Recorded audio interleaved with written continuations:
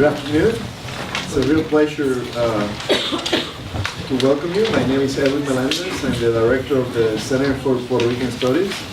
And it's very rare that we're able to bring, authors of the caliber that we have here today. I'm not going to steal Professor Melendez's line here, but my pleasure to welcome you. We have other events planned for the semester. If you are a participant in Centro events, we welcome you to check what's upcoming. For those of you who are in Professor Melendez's class, I have to say that you know this book better than many of us know the book. So it's my great pleasure to introduce Professor Melendez. He is a political scientist, has multiple books to his credit, was a professor of UPR until about maybe 12 years ago, and now has been a professor at Hunter since then. He has published widely on the topic, and I just want to pass the baton to him so he can run the panel and introduce the panelists. Thanks for being here today. Thank you, Edwin. Many of you here are students in my class, Puerto Ricans in the U.S., so you were familiar with the book. Let me say one thing before introducing Edna and Carlos.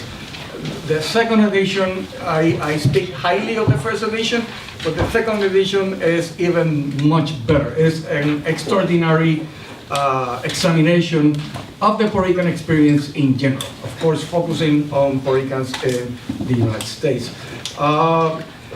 It's supposed to be revised and enlarged, and usually when you hear that, it's going to be what, a couple of comments here and maybe a couple of pages. This is more than 100 pages longer than the first edition. That in itself nowadays is a whole different book.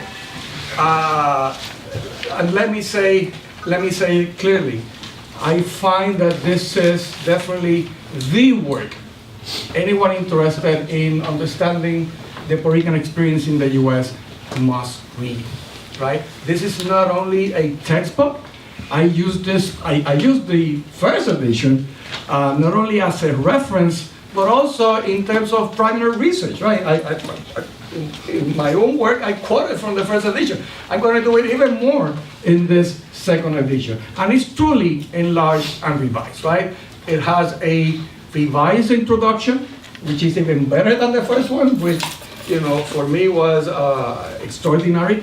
But also it has, besides revising the chapters that remain from the first edition, it has 2 new chapters, which any person interested in the Puerto Rican experience here in the U.S.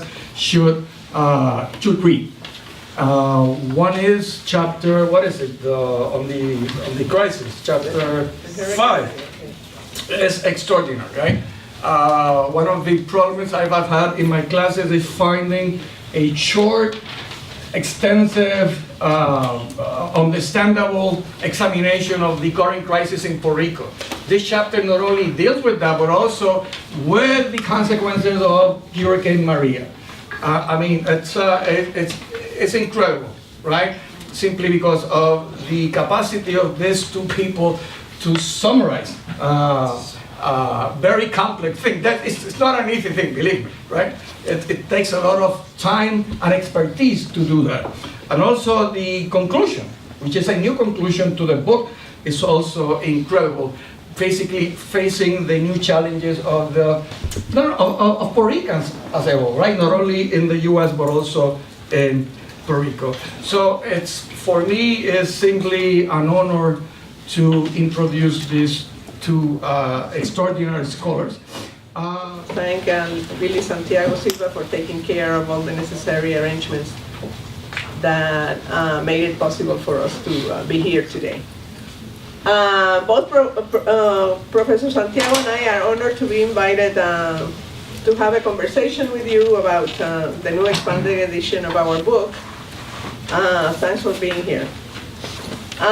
This first slide shows the cover of the new edition. The artwork is a photo of the mural Unidos para Triunfar, Together We Overcome, first unveiled in 1971 and restored in 1974 and 2003, done by Chicago muralist John Pittman Weber in collaboration with artists Jose Guerrero and Josue Peugeot. Most recent restoration of the mural, done in 2003 when it was last unveiled during a visit of Lolita Lebron to Paseo Boricua. You probably know that Lolita Lebron was one of the most prominent Puerto Rican nationalists arrested during the 1954 shooting at the US Congress, and who remained a political prisoner for 25 years until she was pardoned by President Jimmy Carter in 1979. The Justicia mural captures community battles against neighborhood displacements caused by the so-called urban renewal projects in the city of Chicago during the late 1960s and 70s, really aimed at pushing out poor communities of color from certain areas of potential high real estate value, targeted for gentrification by city authorities. It was a period of turmoil and unrelenting grassroots resistance to such planned community displacements, and protests and demonstrations often led to violent encounters with the Chicago police, notorious for its abuses against all communities of color. In the second edition of the book, in the first edition of the book, of 2006, as you see in the second slide, we used a different cover. A partial view of the Sea of Flags mural that you're seeing in the slide was done in 2004 by artists Gamaliel Ramirez and Star Padilla, and also located in Paseo Boricua. You can see the image of Lolita Lebron here, surrounded by a sea of community activists holding Puerto Rican flags. In the next slide, you can see a photo of the full mural as it stands today. There's a black and white photo of it included in Chapter 7 of the new edition, but unfortunately it does not do justice to the powerful and colorful beauty of the original mural. What was most important to us in selecting the cover artwork for both editions was that these murals show the empowering effect of grassroots mobilization and activism. In this case, battles against community displacements in Chicago at the time, and at the time the second largest city of Puerto Rican population is now the third, and in stating their claims for social justice.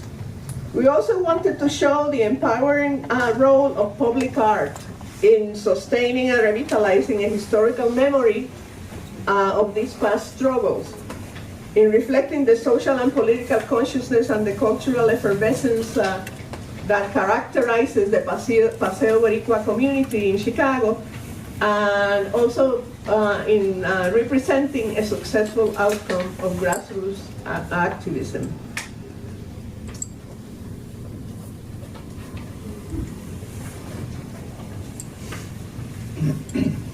The next slide outlines the intellectual and pedagogical threads that bring coherence to the book.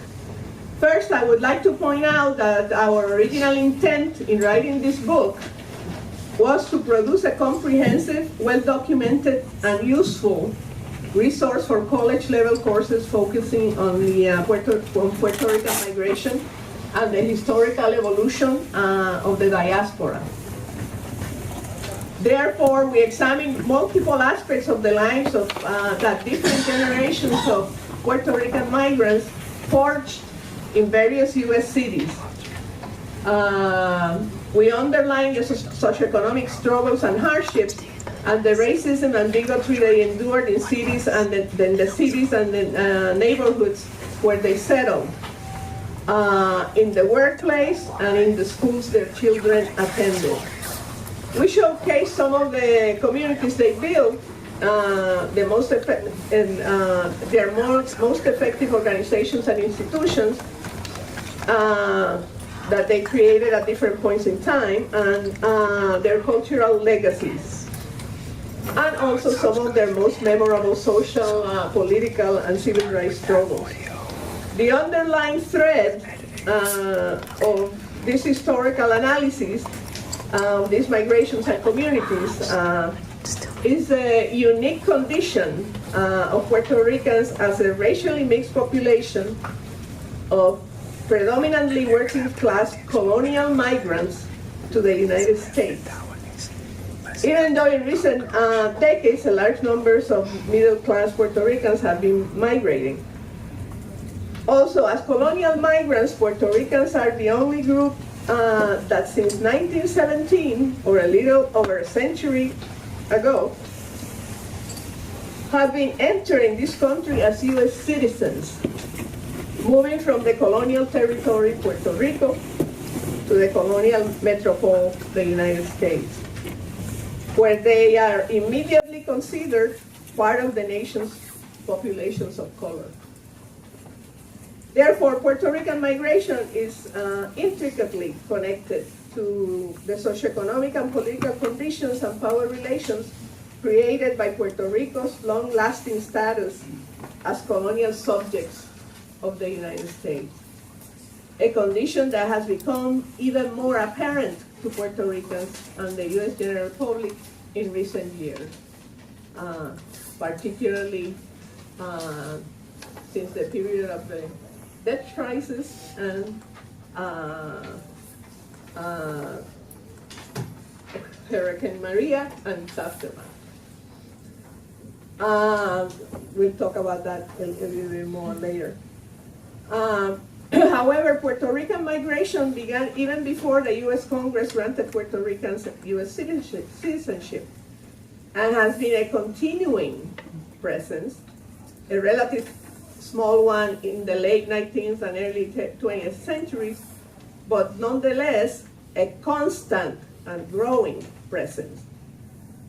The magnitude of this presence did not draw much attention until the Great Migration of the late 1940s and 50s, predominantly to New York City, Chicago, and a few other cities in the Northeast, and again during the New Millennium migration of the 1990s and beyond, most notably to Florida before and after Hurricane Maria.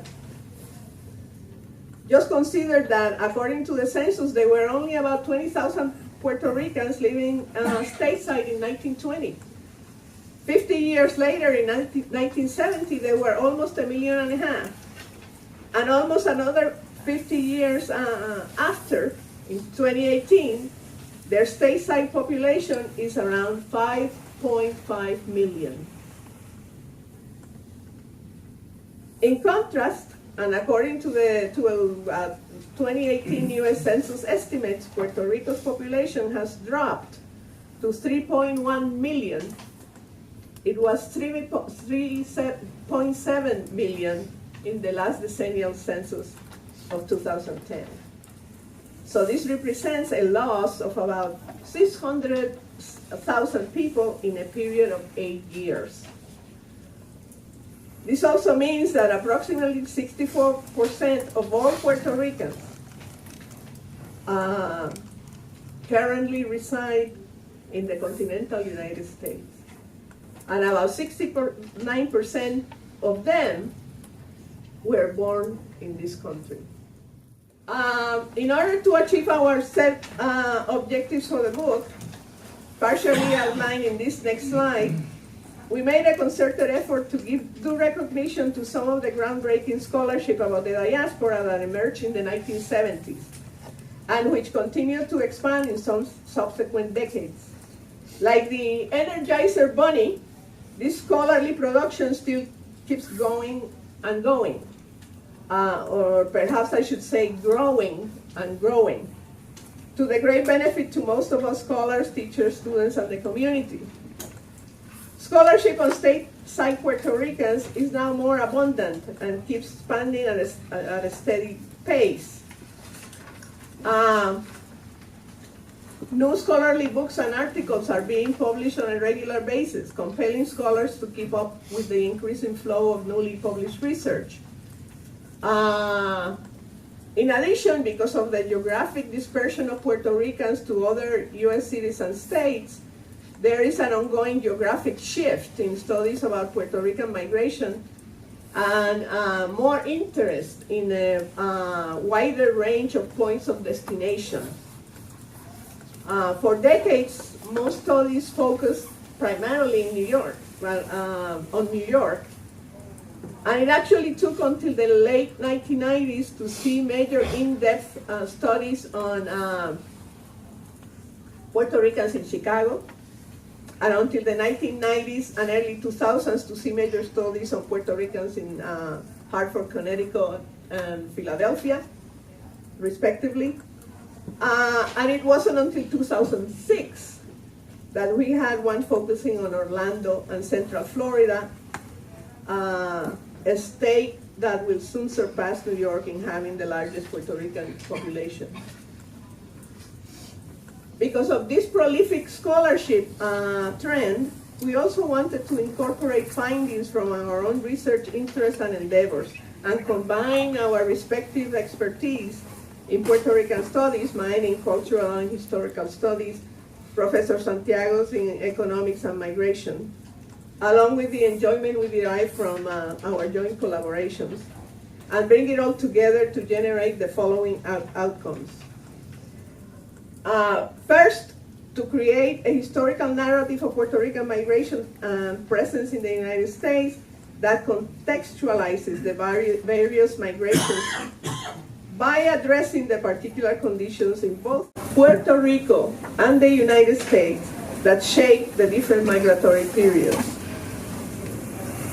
We begin with the early pioneer migrations of Puerto Ricans during the late 19th century and early 20th century, followed by a longer and more in-depth discussion of the two largest Puerto Rican migrations to date, the post-World War II Great Migration of the 1950s and 60s, and those of subsequent decades, and leading to what we call the new millennium migration of the last few decades. Second, we strive to include and analyze the most recent statistical data in order to delineate a more nuanced demographic and socioeconomic contemporary portrait of the Puerto Rican diaspora, and Carlos will be focusing on this and some of the most interesting findings and demographic and socioeconomic trends and changes that have occurred during his part of the presentation. A third guiding principle was to offer a critical assessment and a corrective to some of the traditional scholarship of Puerto Rican migration of the 1940s and 50s, produced for the most part and with few exceptions by U.S. social scientists and policy experts. As other Puerto Rican scholars have pointed out at different times, some of this scholarship suffered from serious biases and tended to propagate and recycle a barrage of myths and stereotypes about Puerto Ricans, especially the stateside community. Quite often unflattering, one-sided, and undeniably racist. These appraisals focused on the supposed flawed Puerto Rican collective character traits, such as laziness, lack of ambition, etc., and the cultural deficiencies of poor communities. They emphasize their lack of worthy community organizations and institutions, their dependence on welfare assistance, rather than focusing on the structural and political conditions that contribute to poverty, inequalities, and migration. Blaming the victims of poverty for their dependence and alleged self-inflicting wounds oversimplifies their lives with catchy concepts that were created, such as the culture of welfare, the culture of poverty, and later on, an underclass. And unfairly holds the poor accountable for most of the social ills that plague large U.S. urban settings, such as crime, violence, drug trafficking, etc. In a nutshell, all of these characterizations of Puerto Ricans capture and expose many of the shortcomings and limitations of these traditional approaches. Rarely were the effects of the subordinate and powerless colonial condition of Puerto Ricans discussed in any depth in what were regarded as classic studies of Puerto Rican migration, nor the fact that migration was being used as a tool by both island and U.S. policymakers and government officials, as Professor Edgardo Melendez has so thoroughly documented in his splendid new book, Sponsored Migration. When Puerto Ricans arrived in New York City in mass numbers during the years of the Great Migration, New York City public officials and the press immediately began to refer to their presence as, quote-unquote, the Puerto Rican problem. An overall effort of our book was to provide the contours for a more well-rounded and balanced portrait of stateside Puerto Ricans by addressing problems and challenges, but also centered around people working hard to make a living and striving for some degree of prosperity and social mobility, experiencing socioeconomic hardships, discrimination and unequal treatment, but also contributing in different ways to their communities and the society at large. I would be remiss not to take a few minutes to give due recognition to the leading role of the Center for Puerto Rican Studies in creating an invaluable repository of archival materials that have allowed many of us to document the formative stages and development of stateside Puerto Rican communities, especially in New York City, where Puerto Ricans have been coming since the latter decades of the 19th century and established their first colonias or neighborhoods in Manhattan and Brooklyn in the 1910s and 20s. Centro's library and archives represent a research heaven and haven for researchers, teachers, and students, and thanks to their dedicated and most helpful staff, we almost always manage to find the documents or photographs you're looking for. My thanks to Central Library and Archives former director, Alberto Hernandez Banuche, who's here today, and Pedro Juan Hernandez, senior archivist, for putting up with me and all my requests. Additionally, Centro continually keeps abreast of new scholarship on the Puerto Rican diaspora by having Centro Press publishing books that make use of the many unique collections donated by some of the community's prominent leaders, institutions, and organizations. For over 4 decades, Centro Journal has been regularly publishing and disseminating a plethora of new articles from scholars, activists, and policymakers. And there are many more Centro initiatives taking place that I have time to mention here. Our gratitude to Centro's director, Professor Edwin Melendez, for his leadership and visions, and to journal editor, who's here today too, Professor Javier Totti, for many years of dedicated work that has made Centro Journal the leading interdisciplinary journal in Puerto Rican studies.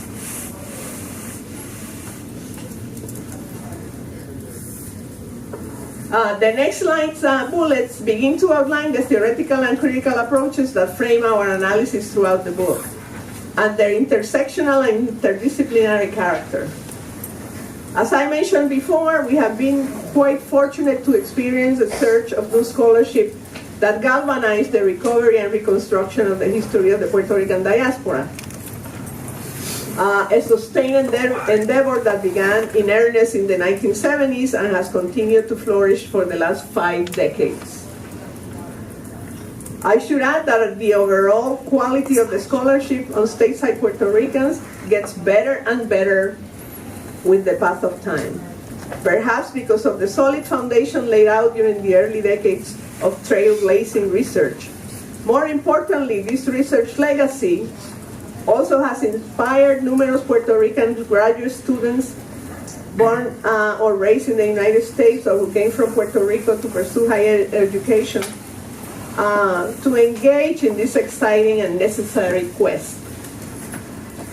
Our book has relied on and benefited from the research of many other Puerto Rican scholars, largely based in the United States and some also based in Puerto Rico, who along with a few of non-Puerto Rican scholars have been engaged in what we refer to in the book as the process of decolonizing knowledge about the Puerto Rican diaspora. This process has yielded more multifaceted, positive and holistic interpretations of Puerto Rican migrant experiences and realities. The popularity of post-colonial and feminist theoretical approaches among cultural studies scholars also made an impact on the scholarship of Puerto Ricans in the 1990s and subsequent decades.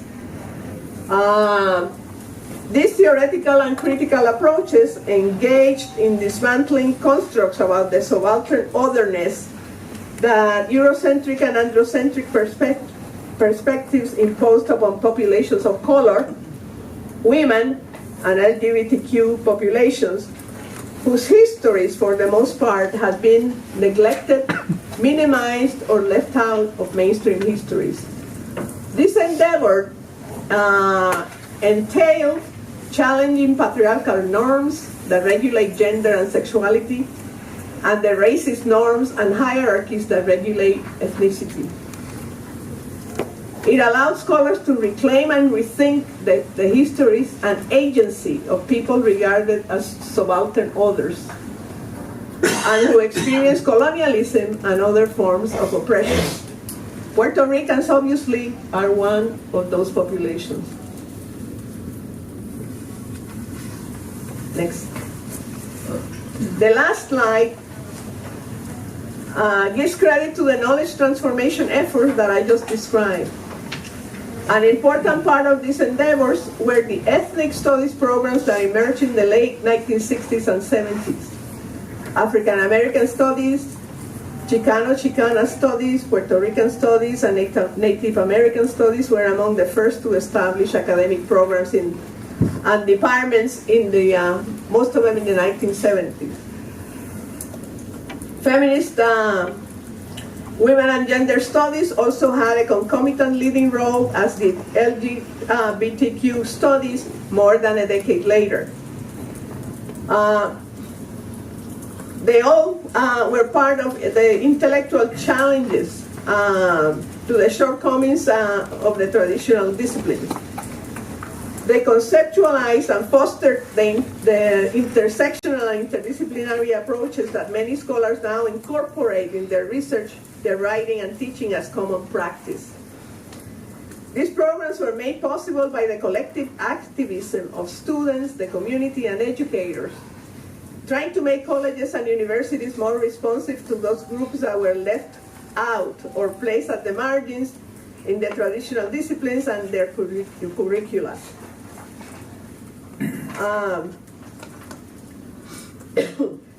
And these are the same groups that constantly battle for their preservation.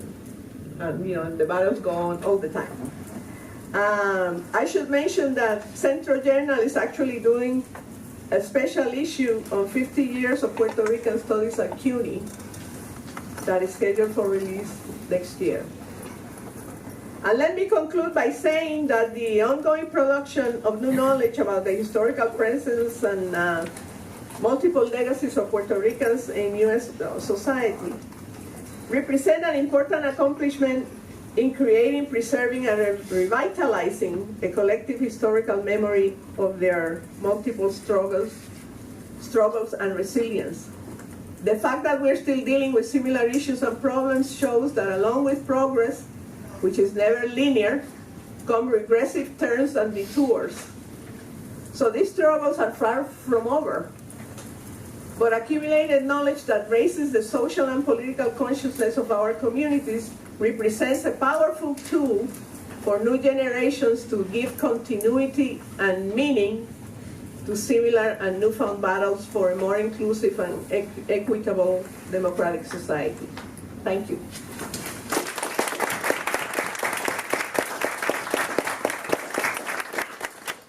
Thank you. It's a great honor and delight to be here at El Centro.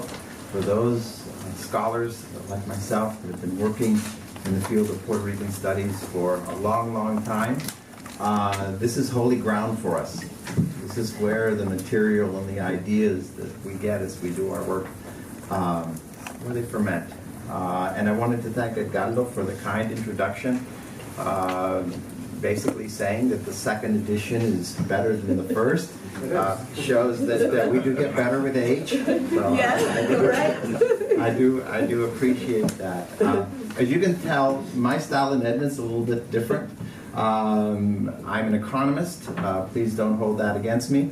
Edwin Melendez in the early 1980s. Edwin, myself, and one other Puerto Rican economist, Francisco Rivera Batiz, left Puerto Rico in the 1970s to study. We never went back on a permanent basis. I can tell you a story why I didn't go back. In the 1980s, you could count the number of Puerto Rican economists on the fingers of one hand. There's so few of us. We didn't study with other Puerto Ricans. We became a particular community. The story as to why I didn't return, when I finished my PhD at Cornell, I had always wanted to return to Puerto Rico. That was why I studied outside of Puerto Rico in economics. I had a master's degree from the University of Puerto Rico in economics. I wanted to go back. And as I was finishing, I called the chairman of the economics department at the University of Puerto Rico. And his name was Jaime Santiago. He had been budget director in Puerto Rico, and at the time was chairman of the department. I said, Jaime, terminé mis estudios, tengo el doctorado, quiero regresar a Puerto Rico. I had a family, I had 2 daughters, my wife is Puerto Rican, and he said, Carlos, nosotros encantados de tenerte aquí, pero tengo que decir que desafortunadamente no hay plazas en la Universidad de Puerto Rico, en el Departamento de Economía, porque nadie se ha muerto. That was a turning point in my life. I realized I can't go back. There were no jobs for me in the field that I had gone to study.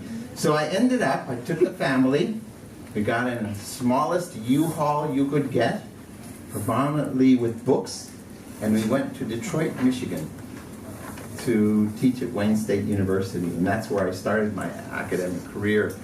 And my wife worked at the university as assistant director of the Chicano Boricua Study Center in Detroit. It still exists.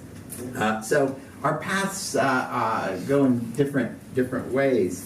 But I did, in the course of the work that I did on Puerto Rico and Puerto Ricans in the U.S., I did come to give a presentation at El Centro in 1994. And let me tell you, it was a different book. It was a book that I had done with another fellow economist, Francisco Rivera Batiz, at Columbia University. And we were commissioned, the Rockefeller Foundation gave us money. We were commissioned to write a book that was subsequently titled Puerto Ricans in the United States, A Changing Reality. And he and I came very excited to El Centro to present our work. It was a big community presentation. I don't know if Edwin remembers it. I wasn't here. You weren't here. And we presented our results. And it created an outrage. People didn't believe our results. And our results were the following. And in the book I talk a little bit about the 1970s, Puerto Ricans in New York City in the 1970s. The debacle that was. No population had been hit as hard as Puerto Ricans in New York City when the city defaulted and went bankrupt. We were the last hired and the first fired. Our communities took the brunt, and that so-called immigrant dream that everybody said Puerto Ricans are on the road, that immigrant dream vanished. And then we were being referred to as the underclass. We were referred to as that particular group for which the American immigrant dream was never going to be a reality. And when you looked at the data in 1970, which we did, and then in 1980, you might have come to that conclusion. We had the lowest income of any ethnic and racial group in the United States. We had the lowest educational attainment of any ethnic and racial group in the United States. It was bad. And what did we do? What did Puerto Ricans do in the face of that onslaught? We came at the wrong time. The country was deindustrializing. We were in manufacturing. We were getting laid off. We came at a time when housing prices and rental rates started to go up in New York City. Puerto Ricans couldn't afford to live in New York City. So that reality was really what hit us in the 1970s. And the book that came out in 1994 focused on what happened between 80 and 90. And what it showed was a dramatic change in the livelihoods of Puerto Ricans. The first thing we did was leave New York City in droves. We went to other parts of New England. We went to Bridgeport. We went to Hartford. We went to Springfield. We went to Lawrence. We went to Holyoke. We spread throughout the Northeast. Housing prices were lower. We could afford to be there. There had already been Puerto Rican communities in those areas. So we had communities to adhere to. So our population began spreading. Our population began getting educated. More associate's degrees and bachelor's degrees. Most Puerto Ricans were going. The second generation was now going to school. They were becoming nurses, teachers, policemen, firemen. And lo and behold, our conclusion in 1994 that came out of that book was we have an emerging middle class. And we are not at the bottom in terms of income or education. We've actually made dramatic gains over that decade of the 1980s. And when we presented those results, nobody believed us. They said, it can't be. It cannot be. I can name the people in the Puerto Rican community who stood up and said, you're wrong. You're wrong. And the Centro has done a lot of subsequent work. And the Centro itself confirmed our conclusions. They said you do have a community that is growing, becoming more educated, moving out of manufacturing, and is progressing, and income levels are rising, and unemployment is going down. And at the end of the day, it doesn't mean we conclude that today there are no economic problems.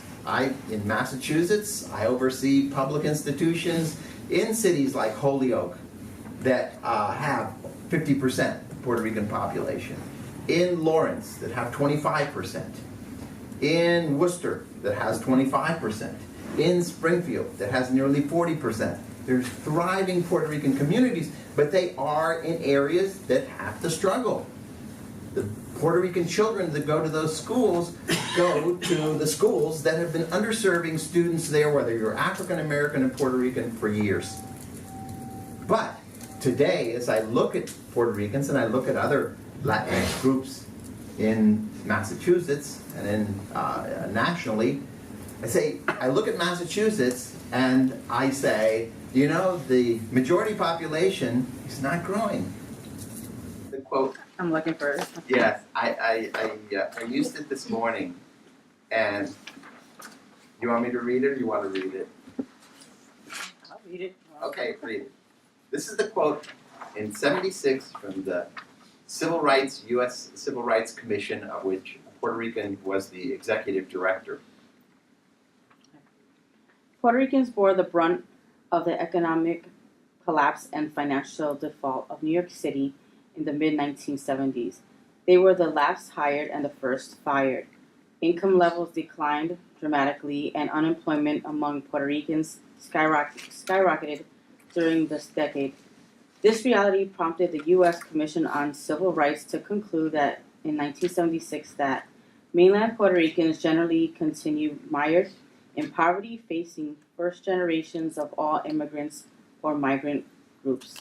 Expectations were that succeeding generations of mainland Puerto Ricans would have achieved upward mobility. One generation later, the essential fact of poverty remains little changed. Indeed, the economic situation of the mainland Puerto Ricans has worsened over the last decade. That was how we were perceived in 1980. And when I presented contrary evidence, there was resistance among the Puerto Rican community to believe that that was the case. But the work of that Centro has confirmed that there was improvement. There continues to this day. Puerto Rican income compared to other Latinx groups is among the highest, as opposed to among the lowest. So we've made a lot of progress. There's a word that I've used and Edna has used, and I know it was in a book that the Centro put out. It was really key as I looked at this, which was resiliency. We're the most mobile population in the country. We move to Puerto Rican communities throughout the United States. We move to Puerto Rico. We come back. We are a population that has always been transitory in many respects, but we have communities that have supported us as well. So I'm gonna want to open it up for questions, but I just want to make a final comment about my co-author, who I know for 20 years, who hired me out of Detroit, Michigan, to go to the University of Albany, SUNY Albany, in 1989. And little did I know it, but she told me later, she said, she was chairman of the Department of Puerto Rican Latin American. Chair, sorry. The one thing you have to know about Edna, she's always teaching me. So she hired me, and later told me, I hired you to be my replacement. So you're going to be the next chairman of the department. Edna is not an economist. Edna is a cultural historian. I am an economist and was about as mainstream an economist as ever, very quantitative. At one conference, a Puerto Rican poet at a conference we had in UMass Amherst referred to me as el poeta de los números. And Edna is not the poeta de los números. She is the poet of the words, and she has brings to this combination of interest is really quite special for me, because working with a cultural historian, it improved my work as an economist. I got out from the blinders and really looked at things from different perspectives. I got her into numbers. I like the way you talked about the population change. She knows them better than I do. So it's been a very productive relationship. We're very close friends. We continue to see each other, whether it's in Boston or Albany or New York as well.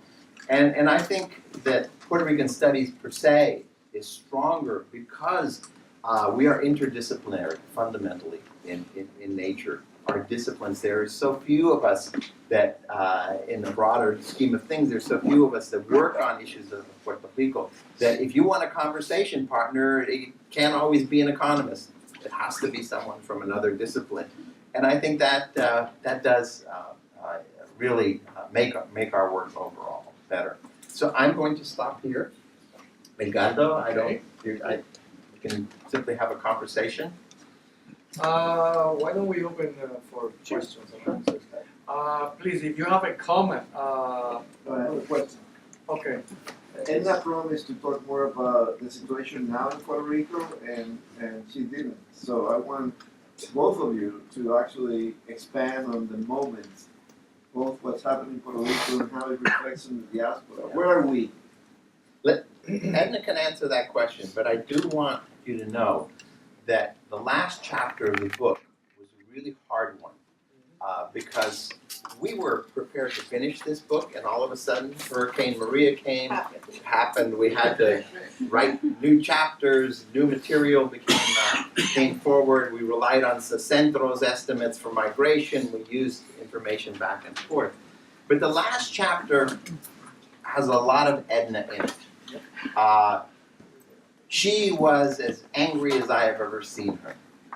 And she kept writing about Puerto Rico and writing about what was happening in Puerto Rico.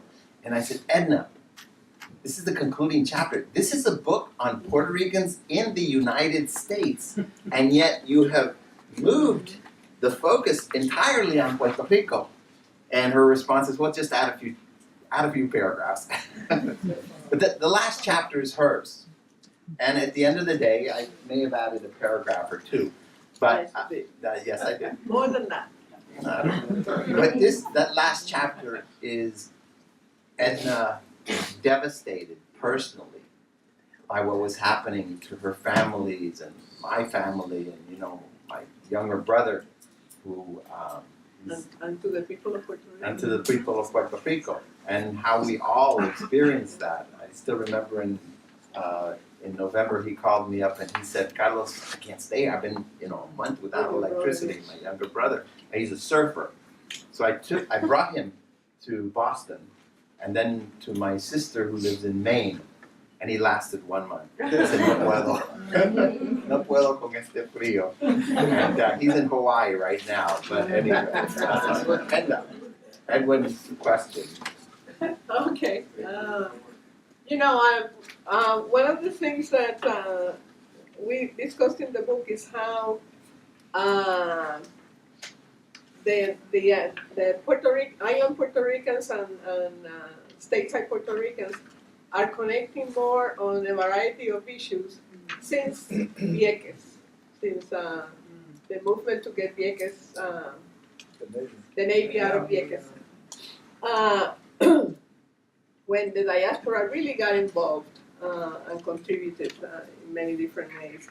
But when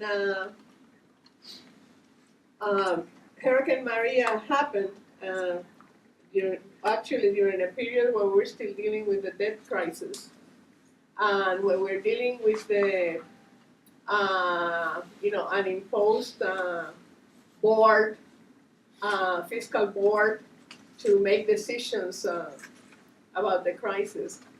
That was showing that Puerto Ricans themselves couldn't control what was going to happen.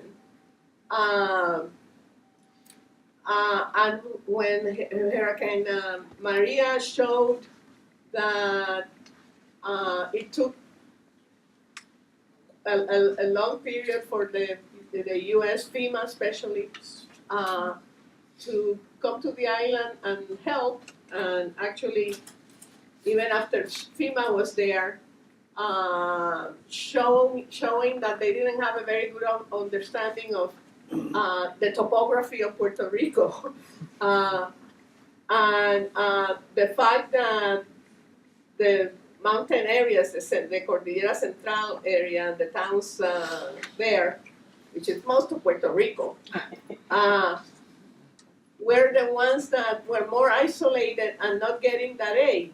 All of this showed that there was a need for Puerto Ricans to get involved, island Puerto Ricans to get involved in trying to help the situation, to improve that situation.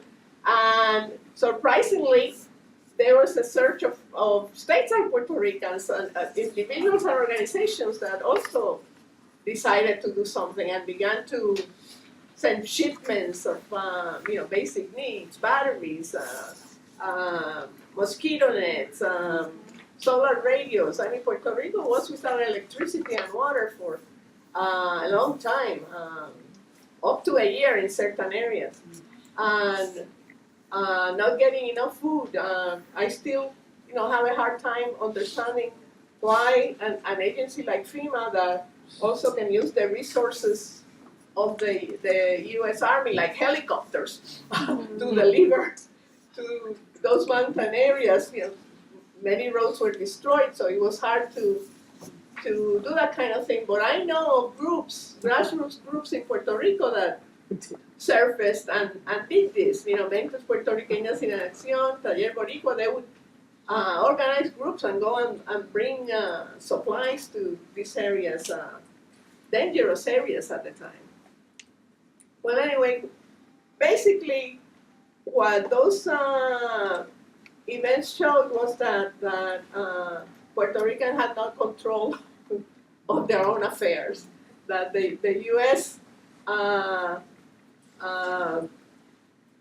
Was the entity that made the decisions about Puerto Rico. Therefore, Puerto Ricans could not rely on that help because, as President Trump's visit showed, almost 2 weeks after the hurricane,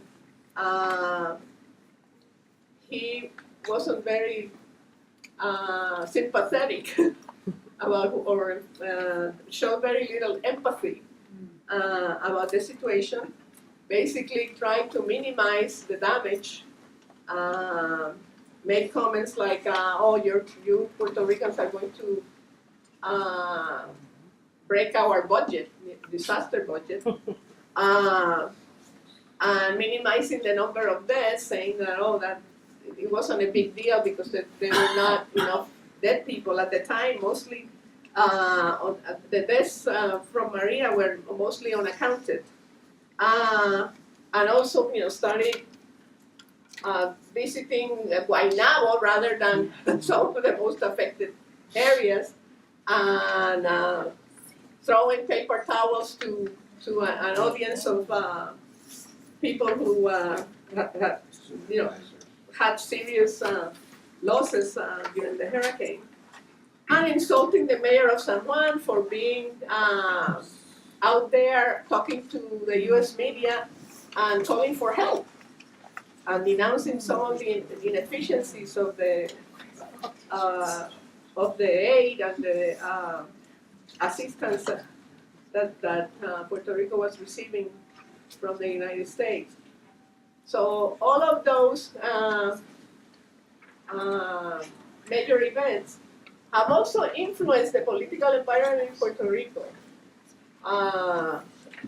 And the discussions about the need for decolonization. A conversation that, I don't know how far it's going to get, but it's there, it's very present, even, and very clear for the pro-statehood political sector, because they know they see decolonization as Puerto Rico becoming a state of the union. It's more complicated for the Commonwealth Party, the Partido Popular, because it has a sector that actually believes in that decolonization that is more nationalistic, but it also has a sector that wants to maintain the status quo. But the debates are taking place. And even the Partido Popular might have some kind of split, in picking their gubernatorial candidate this year, because the mayor of San Juan is running, or at least in the primary. I don't know if she'll be the candidate, but at least she's in the primary. So that's the conversation that's taking place. And we don't know exactly where it's going to get. Taking your representation at face value, why hasn't the people of Puerto Rico been more demonstrative about what happened over the last year and a half? Well, many groups have denounced the situation, and they've been tremendously active, particularly with the decisions made by the recommendations of the fiscal board that's overseeing the debt crisis, making recommendations like for the Puerto Rican government to cut pensions. It already has reduced the public or civil service workforce tremendously. It has imposed new sale taxes that I think are now at 11.5%. And the cuts, yes, to the University of Puerto Rico and the University of Puerto Rico system. The public, closing schools, yes. My point is, any one of those taken individually would be a cause for mass demonstration in many parts of this country. And yet, all of this is happening simultaneously. And if I read the polls correctly, the statehood sentiment has not diminished, and in some areas has actually increased. That's not true. Well, those It's a political science. Yeah. We're all political scientists to some extent. Oh, you too? I want to hear why it's not true, though. Anyway, it'll get into a longer conversation. That's not true. The Pro-State Party is in power, but if you take the last plebiscite, only 23% of the people that voted in the previous election, which was down 60%, Right. right? So we have to be careful with this kind of. Anyway, questions from students here?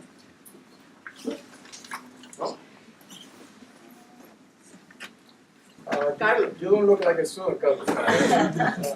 True, and I want to give students an opportunity to speak if they would like to. Anybody? They want to hear you. All right. Well, what I like to say, I like to say two things. First of all, I like to congratulate you again, Edna and Carlos, for a wonderful contribution to the field of public study. I think it was a wonderful contribution when it came out in the first edition, and it continues to be a great contribution to public studies. So congratulations and thank you. And number two is, Carlos, I'm glad that you brought up the controversy that arose out of the book that you co-wrote with Francisco. We have in fact come along. We have in fact improved socioeconomically, and and perhaps institutions such as CUNY, such as Hunter College, that is allowing many of you who belong to the working class or the lower middle class to actually launch into the middle class and the upper middle class is a testimony to that. But the truth is that we in fact have a bifurcated community where we do have a solid middle class and a growing middle class, but we continue to have a very poor segment of the population to the extent that many of the advances of the middle class tend to be lost in the fact that we have such a long and in-depth poverty in the community as well. And not only that, we also have a poverty that has been segmented, whereas right now the poorest Puerto Rican population we have in Massachusetts, followed by Connecticut. So how can we address, if launching into the middle class came along as a result of migration, how do we begin to address this? Let me give you a sense at least of one thing that we launched about a year ago in higher education in Massachusetts. And you're absolutely right. I mean, if you look at Massachusetts, Massachusetts has the highest percentage of its population with a post-secondary degree, 57%. No other state is close. Very educated population. Massachusetts has the highest high school graduation rate in the country. Massachusetts has the highest college-going rate in the country. Massachusetts has the worst inequality. We're at the bottom, near the bottom of states, particularly in education and in higher education. And it is those communities, largely communities of color in Massachusetts, that have been left behind. We tout our system. We tout our K-12 system. It gets the highest PISA scores in the country, but we leave so many students behind. So, but Massachusetts, population, its majority population is declining. The populations that are growing are populations of color.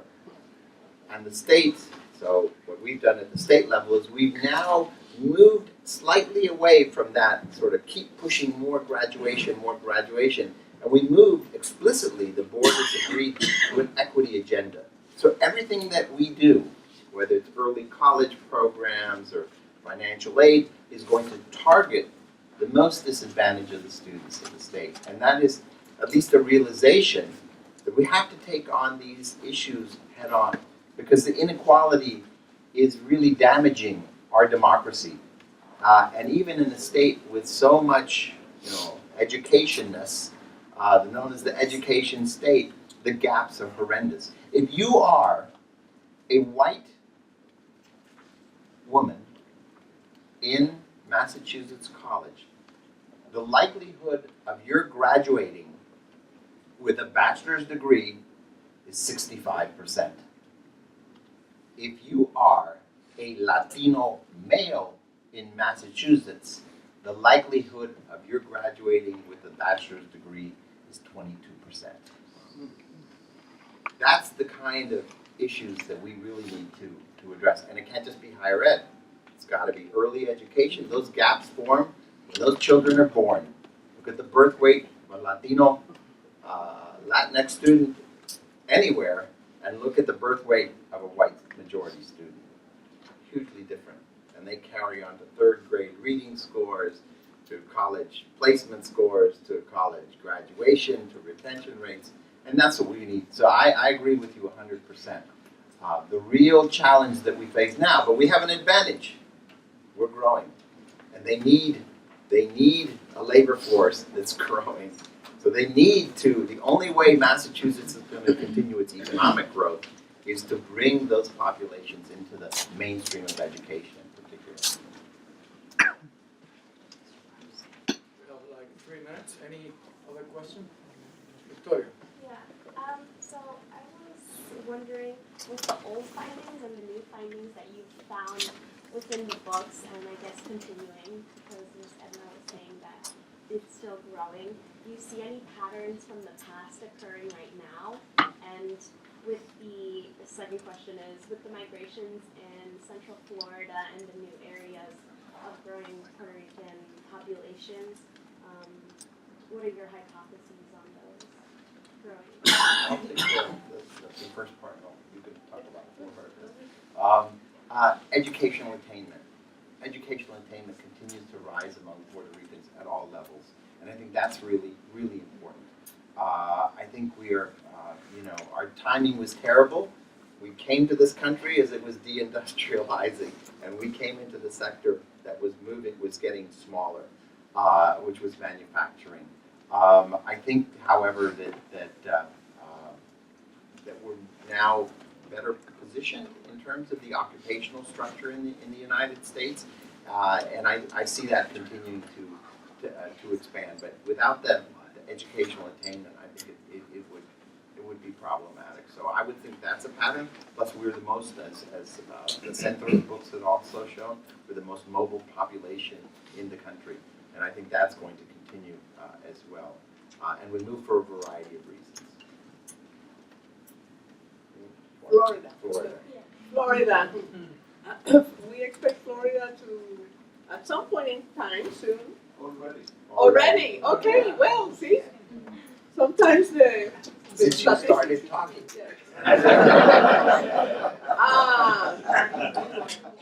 There's a lot of potential politically. Because of, it's a toss-up swing state. And even in the 2018 election, for example, a new Puerto Rican congressman was elected, got in Soto. So one of the major issues in the political participation of Puerto Ricans in general is that it's not up to the levels that it should be. So the potential for making a difference politically in certain states like Florida is there. It's going to depend on the kind of organizing and voter registration drives that are done. to see if they can make a difference in actually swinging the state that was responsible for the victory of, George W. Bush, even though Al Gore won the majority of the votes, like it happened in the last election. So, the last election, there were other states involved besides Florida, especially in the Midwest. But it's clear that population change, the increase of the Puerto Rican presence there has the potential to make a difference. Since we're running out of time, correct? Yes. We don't want to keep the students here, but before we go, I'd really like to thank Edna and Carlos again for coming all the way from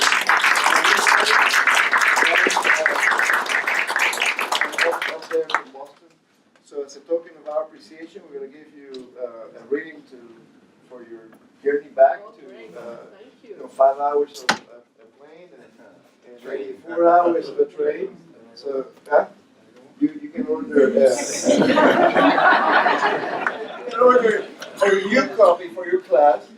We hope that you will adopt this issue of the Puerto Rico crisis for class adoption, or you can stop at my office and I'll give you my copy. So thanks to my so thanks to my brother, literally, for putting this together. I appreciate you all coming, and thank you so much.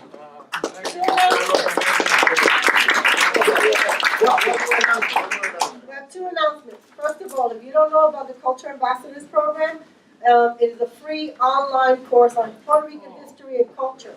So I'm going to make sure that your professor receives the link so that he can send that information to you. Secondly, we are working on a youth conference, Puerto Rican Youth Conference. So if you are interested in participating, on your way out, you signed in when you walked in, right? Put a star next to your name, and I will make sure that you will get an application to be a part of that conference and another conference that we're going to have later in the fall. We're going to have like 30 or 40 students throughout the country to form an alliance to teach Puerto Rican studies, to be active in favor of Puerto Rican solidarity with Puerto Rico. It's going to be exciting, and then next year we're going to have a trip down to the island for an encuentro. There, hundreds of college students. So if you want to be part of organizing that, sign up. Can I say something? That decade that the economist was talking about, there's a great documentary out called Decade of Fire.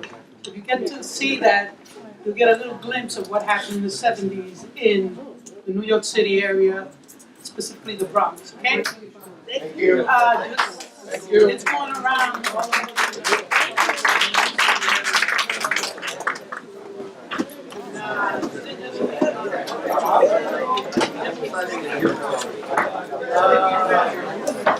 My people, we're in my